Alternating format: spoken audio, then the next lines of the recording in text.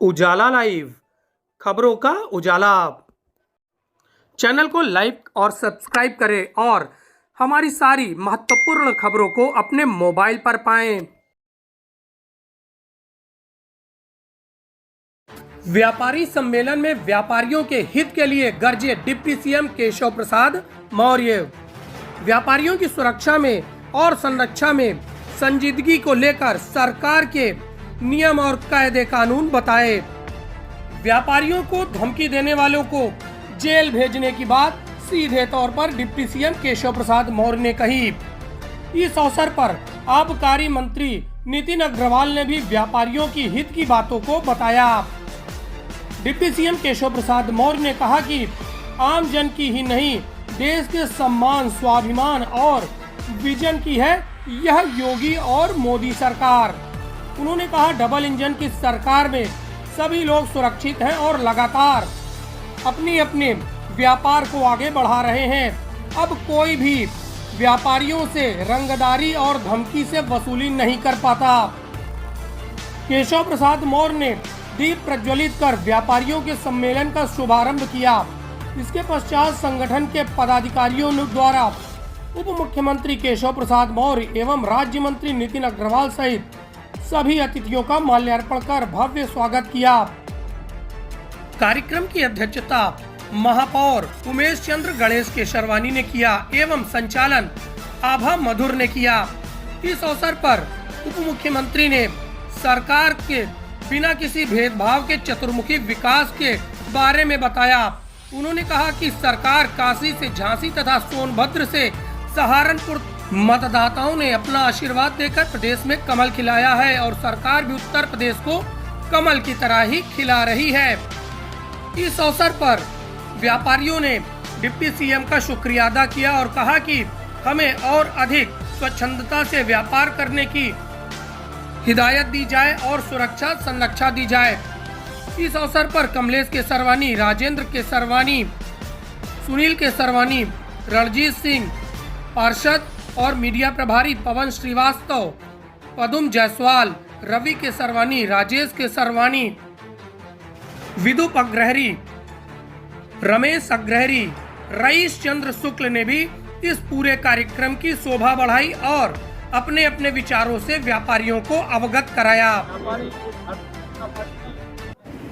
देखिए, जब देश आगे बढ़ रहा है, आप अपने परिवार, अपने मोहल्ले में जाइए तो मोहल्ले में भी जब आपका व्यापार ज्यादा अच्छा हो रहा होगा, आपका परिवार अधिक अच्छे तरीके से प्रगति कर रहा होगा, तो कुछ ही परिवार ऐसे होते हैं कि आप मेहनत कर रहे हैं और मेहनत के कारण आप प्रगति कर रहे हैं तो पड़ोसी भी आपसे खुश रहे।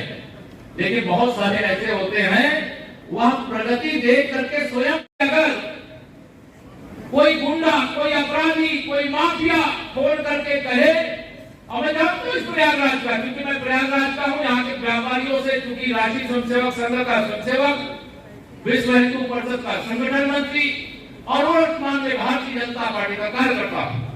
और यहाँ पर मैं बहुत सारे व्यापारी परिवार को बहुत एकदम अपने परिवार की तरह रखता हूं, बड़े व्यवसायिक परिवार।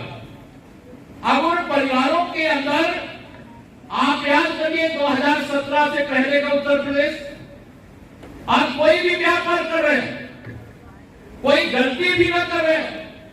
मैं यहाँ बहुत सारे इलाकों मोबाइल्स के जो डीलर वगैरह है उन सबको जानता हूँ। एक फोन आता था, जितना डीलर के नाते उनको कमीशन नहीं है उससे ज्यादा पैसा छोड़ देना ठीक नहीं होगा।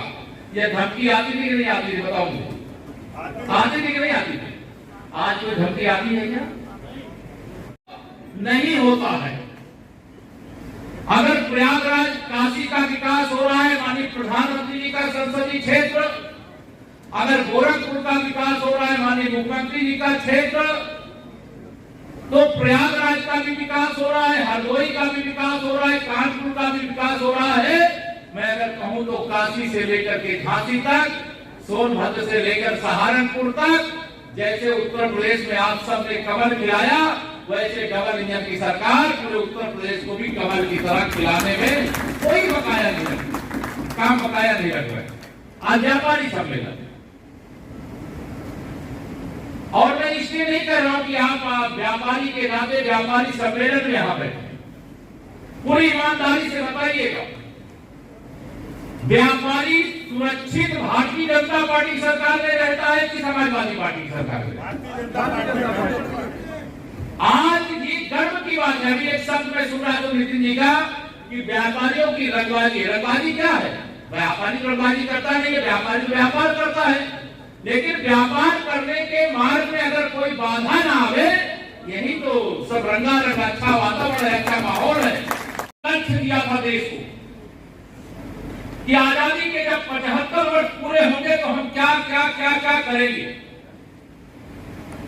उनका लक्ष्य था कि हम विश्व की अर्थव्यवस्था में अपना प्रमुख स्थान बनाएंगे, $5 ट्रिलियन की हम अपनी इकोनॉमी को आकार बनाएंगे और 75 वर्ष पूरे होने पर हर जनपद के अंदर 75 अमृत सरोवर बनाएंगे। जिस दिन 15 अगस्त होगा, स्वतंत्रता का दिन होगा, उस दिन हर घर में तिरंगा फहराएंगे। विजन की बात नहीं कर रहा हूं, जो नदियां विलुप्त हैं उनको पुनर्जीवित करने का काम करेंगे। जो गंगा मैया की धारा से करोड़ों लोगों के जीवन की धारा चलती है, उस गंगा मैया को अविरल भी बनाएंगे, निर्मल भी बनाएंगे और प्रयागराज से लेकर के हल्दिया तक हम केवल प्रयागराज से कलकत्ता हवाई जहाज ही नहीं चलाएंगे, ट्रेन ही नहीं चलाएंगे, सड़क मार्ग से ही नहीं जाएंगे, बल्कि जल मार्ग से भी जाएंगे। यहां भी रास्ता बनाने का काम आदरणीय प्रधानमंत्री माननीय नरेंद्र मोदी जी के नेतृत्व में जब ये सरकार बन गई, चारों तरफ देश आगे बढ़ रहा है। नगर निकाय चुनावों में मेरे समझते 70% भागीदारी अगर किसी को दी तो उत्तर प्रदेश के व्यापारियों को देने का काम किया। ये हमारे लिए बहुत सौभाग्य की बात है और इसमें भी कोई दो राय नहीं है कि आज चाहे केंद्र में हमारी सरकार हो, चाहे प्रदेश में हमारी सरकार हो, आज उस सरकार को बनाने में अगर एक बड़ी और अग्रणी भूमिका किसी ने देने का काम किया तो वो प्रदेश और प्रदेश के व्यापारी वर्ग ने करने का काम किया है।